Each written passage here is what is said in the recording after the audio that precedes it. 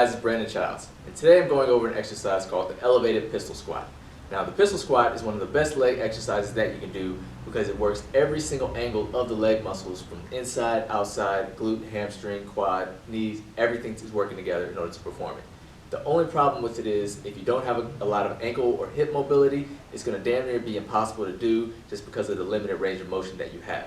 Now the way you overcome this is simply by elevating the foot in order to take away that limited range of motion to allow you to still get the same benefits. So for this, all you're going to need is something to step up on. You can use some step risers, you can use a bench, whatever you use, you just want to make sure that when you do put your foot on top, your knee is close to hip level when the opposite foot is on the ground, because this is basically the depth of the squat that you want to achieve. So you're going to start off stepping up top, really focus on making sure that your pelvis stays up, and then whatever leg you're going to be doing, so if I'm doing my left leg, you want to make sure that this hip is rotated forward like that, so that when you go down, you're not having to twist and turn like that. You want to engage this glute, keep the hip in, and that's going to really help you stabilize and be under control. So now all you're going to do, pelvis is up, hips in and engaged. You want to keep your chest up the entire time. You really don't want to round at the front like that as you go down. Keep your abs engaged. Bring this foot out in front, and all you're going to do is just go straight down, keeping the chest up as much as you can. And ideally, you want to try to touch your heel to the floor as much as possible, and then come right back up.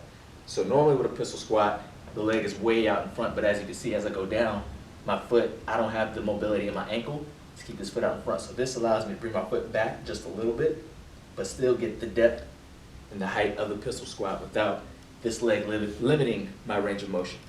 Now, if I really want to get lower and do a full pistol squat, heel to my butt, or butt to heel, it may seem like it's more challenging with the weight, but believe it or not, holding a weight makes it a lot easier. You want something not super heavy, but you want something that's able to counterbalance your weight as you go down. So I'm using 25 to counterbalance. I'm going to hold it up like this, keep the elbows in, and then as I go down, I'm going to push out in front. And now as you can see, I'm able to sit all the way down because now the weight is counterbalancing to allow me to get more depth in the squat. So my hip is in, I'm keeping the balance on the inside ball of my foot. I'm not rolling outside of that. And I'm also keeping my chest up as I sit down, pushing off the inside of my foot, keeping the hip in, knee out as I come back up. Now, the way you make this more challenging is if you are using some step blocks, the lower you go, the more challenging it'll be, because now, if I have limited mobility and I go down, obviously I can't go down as low, but if I'm holding a weight, I can keep going a little bit lower to eventually try to get to a full regular pistol squat as I go down.